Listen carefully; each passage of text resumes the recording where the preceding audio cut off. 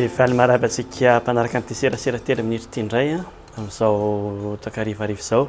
Androany zany manomboka ny volana natokanao an'ity malagasy ary anisan'ny saro-piaro amin'izany tahaka malagasy rehetra ny tenanay na dia hoe eo ara ny olana isan-karazany izay mahatonga antsika tsy afaka tena mampiasa araka ny tokony ho izy ny teny malagasy. Ny teny malagasy tokoa moa zany dia hoe ao Madagasikara ihany no tena mampiasa azy. Na izany aza nefa dia amporisihana antsika hifototra bebe kokoa sy hampiasa bebe kokoa ny teny malagasy. Ny zavatra tsikaritro zany dia ilay fifikirana amin'ny someso, zany hoe ilay teny izay foezina amin'ny alalan'ny fonetika angamba no azo ilazana anazy, zany hoe esorina arak'izay tratra ireo zanatsoratra mba ahafahana milaza ny teny ao anatin'ny fohy indrindra. Marina fa hoe tamin'ny andron'ny SMS na someso no tena fanaovana an'ireny. Amin'izao dia efa tsy dia mampiasa someso intsony ny olona, mbola manana fohy ihany, lasa akamoana zany izy fa tsy dia tena hoe fitsitsiana ara-ekônomika ohatran'ny taloha intsony. Inona zany zavatra tokony ahitsy voalohany indrindra rehefa ohatra ka mba hoe hiezaka hiverina amin'ilay fahazotoana zany dia esorina tsikelikely amin'izay ireny teny someso ireny. Ohatra fotsiny hoe raha hiteny ianao hoe ilay dia tokony atao hoe ilay fa tsy tokony atao hoe le. Raha hiteny ianao hoe ianao dia tokony atao hoe ianao fa tsy tokony atao hoe enao.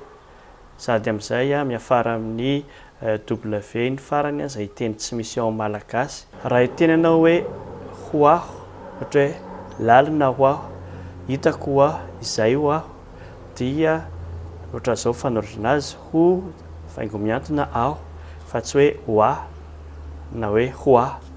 Raha hiteny ianao hoe hoe koa dia izao ny fanoratana azy hoe hoe fa tsy hoe hoe, izay teny tsy misy ao amin'ny teny malagasy raha teo. Raha hiteny ianao hoe inona dia inona no fanoratana azy fa tsy hoe inona. Raha hiteny ianao hoe rehefa, zany hoe rehefa andeha na rehefa mianatra dia rehefa ny fanoratana azy fa tsy hoe rehefa na hoe rehefa. Raha tokony hiteny hoe tsy ianao dia tena soraty hoe tsy fa tsy hoe tsy fotsiny.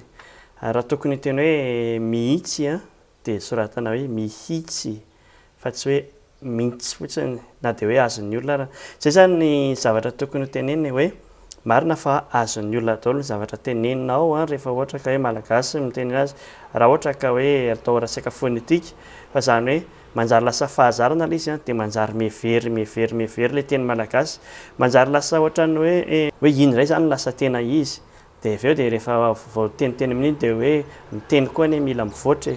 Kanefa amiko tsy fivoaran'ny teny zany fa fanimbana sy fahaverezan'ny teny. Marina fa samy manao an'izany daholo isika rehetrarehetra ary na ny tena koa zany fa raha ohatra misy ezaka tokony atao amin'ity volana jiona ity dia izay angamba ny zavatra tena ilaina ataontsika indrindra zany dia ny fahaizana manoratra. Mbola isy ihany ny resadresaka vitsivitsy amin'n'ity volana ity mikasika ny teny malagasy fa dia mametraka ny veloma finaritra ao antsika rehetra indray manaraka indray veloma tompoko.